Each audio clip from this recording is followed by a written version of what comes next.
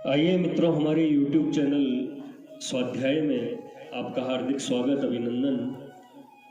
आज हम आपके लिए लेकर आए हैं मोहक कौन है इस शीर्षक पर ज्ञानवर्धक प्रेरणादायक ज्ञान चर्चा। अगर आपने हमारे चैनल को लाइक और सब्सक्राइब नहीं किया है तो आपसे निवेदन है, कृपया चैनल को लाइक और सब्सक्राइब अवश्य करें। सुना जाता है कि यह माया ही मनुष्य को जाल में फंसाती है। इसी के मोहपाश में फंसकर जीव ईश्वर और अपने आप को भूल जाता है तथा सतपथ से भ्रष्ट होकर अंधकार के गर्त में जा गिरता है। कबीर ने कहा है, रमैया तेरी माया धुंध मचावे। यहीं तक नहीं, कितने तो इससे भी आगे बढ़ गए हैं। वे तो यहाँ तक कह देते हैं कि परमात्मा ने माया की रचना ही इसलिए की है कि जीव उसके मोह में पड़कर विषयों का दास हो जाए। पुराणों में इंद्र का इंद्रासन की रक्षा के लिए विश्वामित्र आदि ऋषियों की तपस्या को भ्रष्ट करने का अनेक जगह उल्लेख है। इन आख्यायिकाओं का दार्शनिक भाव कुछ भी क्यों न हो, परंतु अनेक कवि और विद्वान इन आख्यायिकाओं को विराट रूप देकर परमात्मा तक को इस कार्य में लिप्त कर लेते हैं। वह माया को मोहक बनाता है जिससे जीव उसमें फंसे रहे। कुछ का कहना है कि माया का आकर्षक रूप ईश्वर ने इसलिए बनाया है कि जिससे जीव की परीक्षा हो। वेद भगवान बताते हैं, ईश्वर हमारा सच्चा पिता, मित्र, बंधु और हितैषी है। वह परम दयालु है। तब हमारे सामने निम्न प्रश्न उत्पन्न हो जाते हैं, क्या ईश्वर की माया प्रकृति व विकृति मोहक है? क्या ईश्वर ने इसकी रचना मनुष्यों को फंसाने के लिए की है ताकि सब मुक्ति न पा सकें? कोई विरला शूरवीर ही इस माया के अभेद्य व्यूह को तोड़कर मोक्ष पद प्राप्त कर सके, न कि सब। क्या यह माया मुक्ति की परीक्षा का विषय है? जब परमात्मा हमारे सच्चे पिता, मित्र और हितैषी हैं, तब वे ऐसी रचना क्यों करते हैं? वे तो हमारा अत्यंत कल्याण चाहते हैं। यदि परमात्मा की कोई इच्छा है तो यही कि हम मोक्ष प्राप्त करें। पिता तो पुत्र के लिए मार्ग को सरल बनाता है, न कि जटिल। पुत्र को पिता के पास पहुंचना है। पुत्र के लिए उस अंतर को तय करना ही यथेष्ट पुरुषार्थ है जो उसके पुत्र के और पिता के बीच में है। बालक माता के पास दुग्ध पान के लिए दौड़कर जाता है, किंतु वह खड़ी हुई माँ की छातियों तक नहीं पहुंच सकता। तब बालक करुण की दृष्टि से माँ को देखता है। माँ बालक की असमर्थता से आर्द्र होकर उसे उठाकर हृदय से लगा लेती है। बालक का पुरुषार्थ माँ के चरणों तक पहुंचने पर समाप्त हो जाता है। बाद में तो माता की दया ही काम करती है। जो माता बालक के पुरुषार्थ के बिना बालक को अपने चरणों से उठाकर हृदय से लगा लेती है, वह माता क्या दूर से दौड़ते हुए बालक के मार्ग में कांटे और कंकड़ बखेरेगी? कांटे और कंकड़ तो तब बखेरे जाते हैं जब बालक को माता के पास तक आने से रोकना हो। जगत जननी तो हमें अपने पास बुलाना चाहती है ताकि हम उसके हृदय का अमृत पान करें। वह तो यहाँ तक स्नेहमयी है कि जब हमारी शक्ति समाप्त हो जाती है तब वह स्वयं आगे बढ़कर हमें उठाकर दूध पिलाती है, जो जगत जननी बिना हमारे पुरुषार्थ के केवल हमारी असमर्थता से आर्द्र होकर हमें चरणों से उठाकर हृदय से लगा लेती है। वह विश्व माता हमारे मार्ग में माया के प्रकृति के मोहमय कांटे नहीं बखेर सकती। माया मोह के कांटे केवल परीक्षा के लिए है, यह बात भी न्याय संगत नहीं, तर्क में नहीं ठहर सकती। जब व्यायामशाला में कोई व्यायाम सीखा जाता है तब वहां का स्थान साफ कर दिया जाता है ताकि व्यायाम करने वाले को कंकर पत्थर कष्ट न दे। यहीं तक नहीं, बल्कि स्थान को सुखमय बनाने के लिए घास और रेत बिछा दिया जाता है ताकि विद्यार्थी को कष्ट न हो। शरीर की साधना ही पुरुषार्थ तथा परीक्षा का माध्यम है, न कि कांटे कंकड़ों को हटाकर साधना करना। विघ्न बाधाओं के साथ युद्ध करने की शिक्षा और अभ्यास तथा उसमें सफलता प्राप्त करने की जरूरत तो तब होती है जब कहीं दूसरे स्थान पर वैसी विघ्न बाधाओं से मोर्चा लेने की संभावना हो। सेना का अश्वारोही खाई कूदने का इसलिए अभ्यास करता है जिससे वह आगे खाई कूद सके। परीक्षक भी घोड़े की परीक्षा इसलिए लेता है ताकि वह यह जान ले कि घोड़ा भविष्य में यदि जरूरत पड़ी खाई कूद जाएगा व नहीं। परंतु मुक्ति प्राप्त कर लेने के बाद तो जीव को माया रूपी खाई के कूदने की जरूरत ही नहीं पड़ेगी। मुक्त जीव को लोकांतर में किसी अंतराय के उत्तीर्ण करने की जरूरत ही नहीं। कोई भी परीक्षक ऐसे विषय की परीक्षा नहीं लेता जो परीक्षा उत्तीर्ण व्यक्ति के भावी जीवन के लिए न तो जरूरी हो और न उसका होना संभव भी हो। मुक्त जीव को माया मोह से जब सरोकार ही नहीं रहेगा, तब इस माया मोह रूपी बाधा को उत्तीर्ण करने का अभ्यास कराना बिल्कुल निरर्थक सा है। उस माया मोह को भेदन करने की सामर्थ्य शक्ति को जानना भी व्यर्थ है। तब क्या प्रकृति स्वयं मोहक है? सूक्ष्म दृष्टि से नहीं, बड़ी स्थूल दृष्टि से देखने से ही मामला साफ हो जाएगा कि माया मोहक नहीं। यह हमें मोहित कर ही नहीं सकती। प्रभु का विकासवाद इतना शुद्ध, स्वच्छ और प्रांजल है कि माया हमें लेश मात्र भी विमोहित नहीं करती। माया का साक्षात हमें 5 ज्ञानेंद्रियों द्वारा होता है। ये 5 इंद्रियां ही विषयरत होकर हमें वासना में फंसाती है। इन्हीं इंद्रियों से पूछना चाहिए कि वे ईश्वर विकसित किस वस्तु में विमोहित होती है। शब्द आकाश का गुण है और कर्णेंद्रिय द्वारा जाना जाता है।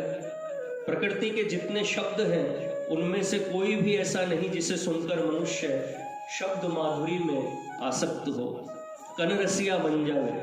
कभी कहते हैं कि कोयल का शब्द बहुत ही मधुर होता है, परंतु आज तक कोई भी रसिक केवल कोयल के शब्द पर मोहित होकर उसके पीछे मजनू नहीं बना। कवियों की रचनाओं का गुलाम कोई काव्य प्रेमी भले ही कोयल की कूक पर सर्द आह भरने लगे, किंतु कोयल की कूक स्वतः किसी को मस्त नहीं बनाती। वायु, जल, अग्नि तथा अनेक प्रकृति प्रदत्त वस्तुओं का कोई शब्द इस संसार में ऐसा न मिलेगा जो मनुष्य को विमोहित करके कनरसिया, इंद्रियासक्त बना दे। प्रकृति ने अपनी रचनाओं में शब्द माधुर्य ऐसी कुशलता से तथा ऐसी उचित मात्रा में उत्पन्न किया है कि वह मनुष्य में न राग पैदा करता है, न द्वेष, न विरक्ति, न आसक्ति। तब मनुष्य कनरसिया क्यों बनते हैं? इसका उत्तर है हजरत इंसान के मनमाने आविष्कारों के कारण कुत्ते, गधे, हाथी, मोर और कोयल के शब्दों में माधुर्य कहाँ है? परंतु सप्तारोही की इजाद ने, सरगम के जन्म ने तथा 6 राग और 36 रागनियों ने इस मनुष्य को कनरसिया बनाकर दर दर का भिखारी बना डाला। दुनिया कहती है गाना मोहिनी विद्या है, जो सुनता है विमोहित हो जाता है। कितने तो घर बार अपने हिताहित तक को भूलकर सारे गम प ध्वनि की धुन में ऐसे मोहित होते हैं कि कुछ न पूछिए। सारंग, सितार, वीणा, बांसुरी, अनेक बाजे क्या प्रकृति ने पैदा किए? वृक्षों के डालों पर फले फूले या सोने चांदी की तरह खान से निकले, ये सब हजरत इंसान की ही करतूत तो है। गरीब हरिण भी वीणा वाले के पीछे लगकर वधिक का लक्ष्य बन जाता है। पुरुष गवैयों पर स्त्रियां, स्त्री गायिका पर पुरुष मोहित होकर क्या से क्या बन जाते हैं, कहां से कहां पहुंच जाते हैं। गायन कला को जाने दीजिए। इस इंसान ने दूसरों की विमोहित करने के लिए, दूसरों पर अपना प्रभाव डालने की कुप्रवृत्ति में, दूसरों को अपने प्रपंच में फंसाने की खातिर भाषण कला भी बना डाली। आज जो हजारों एजेंट तथा अनेक विज्ञापन दाता व्यापारिक क्षेत्र में कार्य कर रहे हैं, वे सब इसी कला की भित्ति पर शब्द विन्यास करके दूसरों को विमोहित करते हैं। यदि सब प्रांजल सत्य कहते हैं तो इस कला की क्या जरूरत है? इसकी जरूरत तो तभी हुई जब अतथ्य को इस कला के कौशल ने तथ्य का रूप दिया। मधुर भाषण भी इस कला का एक प्रपंच है, एक सुंदर वाक्जाल है, और यह सब इसलिए है कि दूसरों पर हमारा प्रभाव पड़े।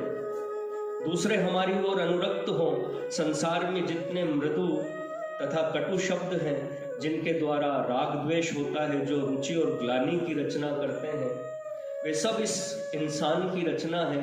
हे नरशार्दुल, देख, खूब ध्यान देकर देख, संसार की जिस वस्तु से मधुर चित्त को मस्त कर देने वाला शब्द निकलता है, वह प्रकृति की नहीं अपितु तेरी रचना है। और यदि वह वस्तु प्रकृति की रचना है तो है कर्मवीर पुरुष, यह विषय मधुर शब्द कला, उसमें तूने ही ठूस ठूस कर भरी है। छानबीन करके देख, संसार में तेरा जहाँ जहाँ दखल हुआ है, वहाँ वहाँ मेरा यह व्यापक सत्य सिद्धांत मिलेगा। रूप, दूसरी वस्तु है रूप। आँख ही इसे पहचानती है। माया की रचना में नदी, वृक्ष, पहाड़, हरे भरे खेत, पशु पक्षी और मनुष्य ही दिखाई देने वाली वस्तु है। अंतरिक्ष में आकाश, मेघ, नक्षत्र, सूर्य, चंद्रमा भी दिखाई देते हैं। माया की रचना में स्त्री पुरुष बिल्कुल नंगे हैं।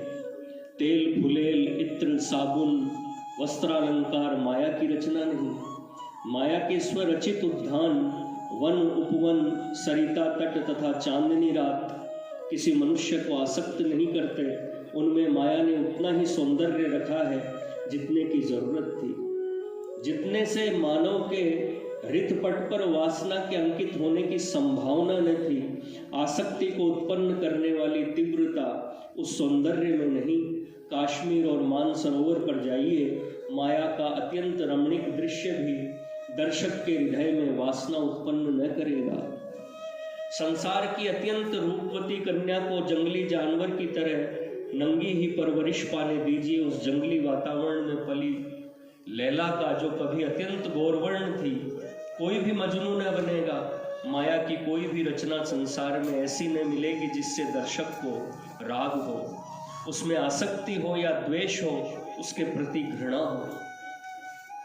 अब इस संसार की करतूत को देखिए, इंसान की करतूत को देखिए। झोपड़ी से लेकर लाखों मुद्राओं से बनी हुई अट्टालिकाओं को निहारिए। देखते ही दर्शक के मन में राग पैदा होता है, मेरा भी ऐसा ही महल बने, और यहीं से वासना का जन्म होता है। वस्त्रालंकार, बर्तन तथा दूसरा सामान जो कुछ बाजारों में नजर आता है, इस मनुष्य की करतूत है जो रूप के कारण बाजार में बिक रहा है। इन बाजारू मनुष्यकृत चीजों का रूप ही दर्शक के मन में वासना उत्पन्न करता है। मैं भी इनका संग्रह करूं। जंगल की काली कलूटी युवती साबुन, तेल, फुलेल के संसर्ग से कोमलांगी, गौरवर्ण सुंदरी बन जाती है।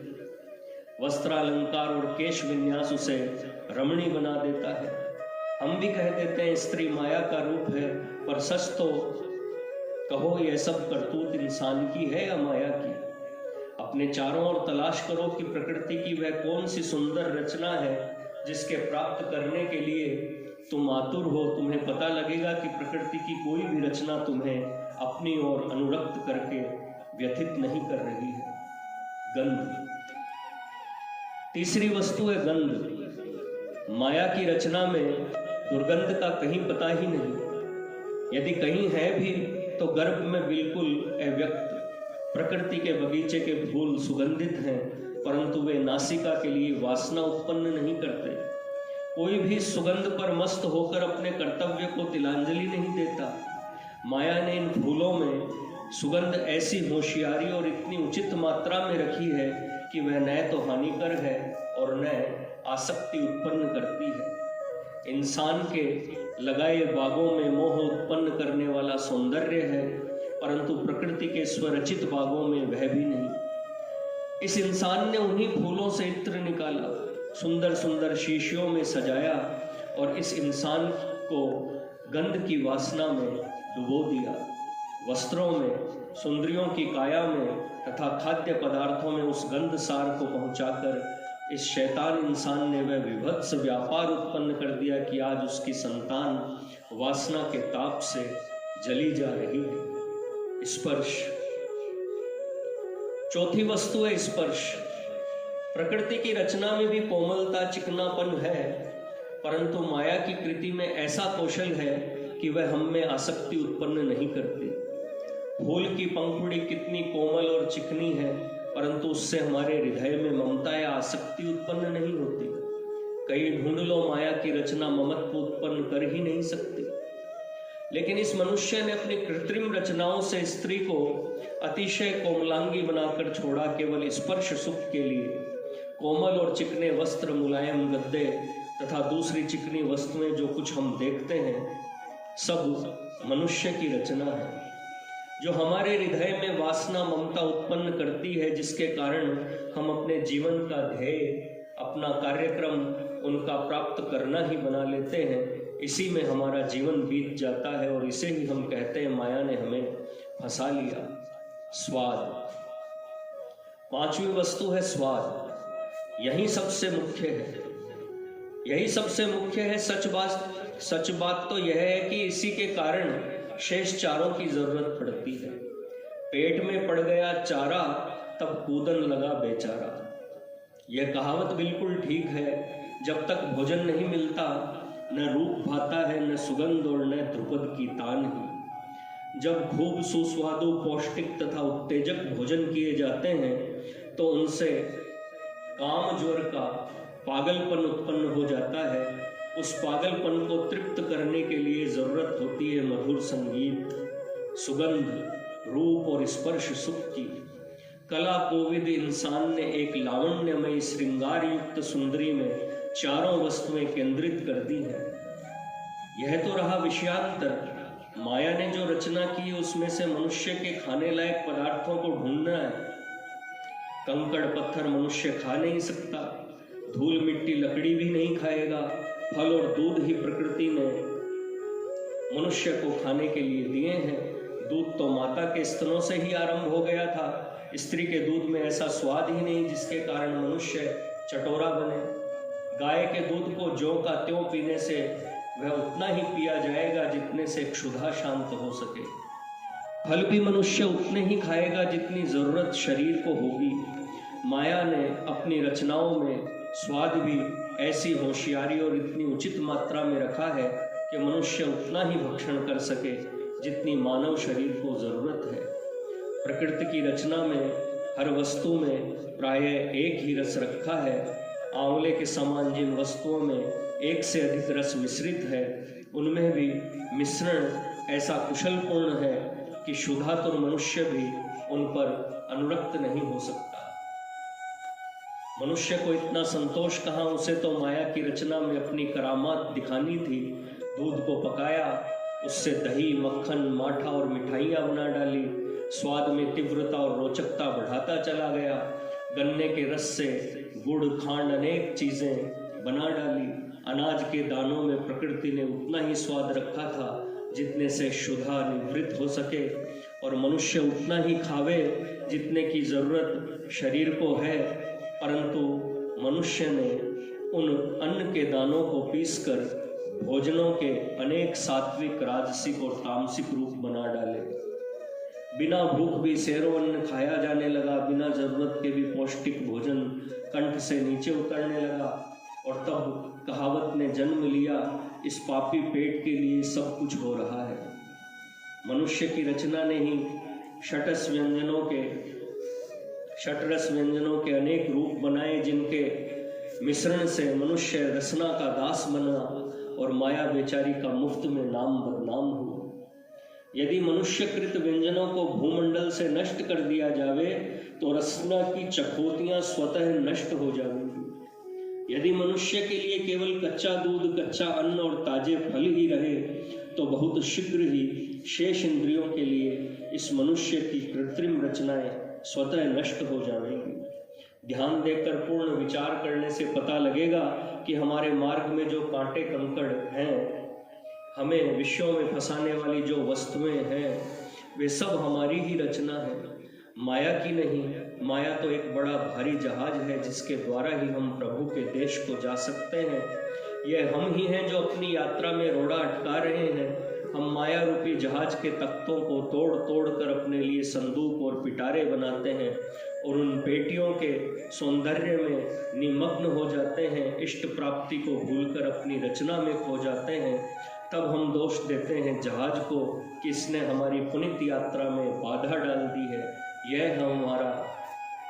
यह है हमारा विशुद्ध निर्णय, हमारी निर्दोष भावना। यदि संसार ने संसार से मनुष्य के समस्त आविष्कार निर्मूल हो जाएं और यह मनुष्य निकम्मी वस्तु की तरह निश्चेष्ट भी पड़ा रहे, तब भी इसका जीवन इतना अशांत न रहे जितना अब इसके कर्म वीरता के युग में है। देहात के असभ्य गंवार ग्रामीणों का ग्राम्य जीवन यूरोप और एशिया के विद्वान ज्ञानी सभ्यों के जीवन से कहीं अधिक सुखद, शांत और निर्विषय है, क्योंकि उन्होंने मंगलमय भगवान की माया का विश्लेषण करने की गुस्ताखी नहीं की। उन्होंने भगवान की रचनाओं को अपने लिए पूर्ण विशुद्ध और निर्दोष माना, उनमें हेर फेर करने की, उनका सत्व निकालने की अक्लमंदी नहीं की और न जरूरत ही समझी। मित्रों, यह थी मोहक कौन है इस शीर्षक पर एक प्रेरणादायक ज्ञानवर्धक ज्ञान चर्चा। अगर आपको हमारा चैनल पसंद आए तो इसे लाइक और सब्सक्राइब अवश्य करें। धन्यवाद। आइए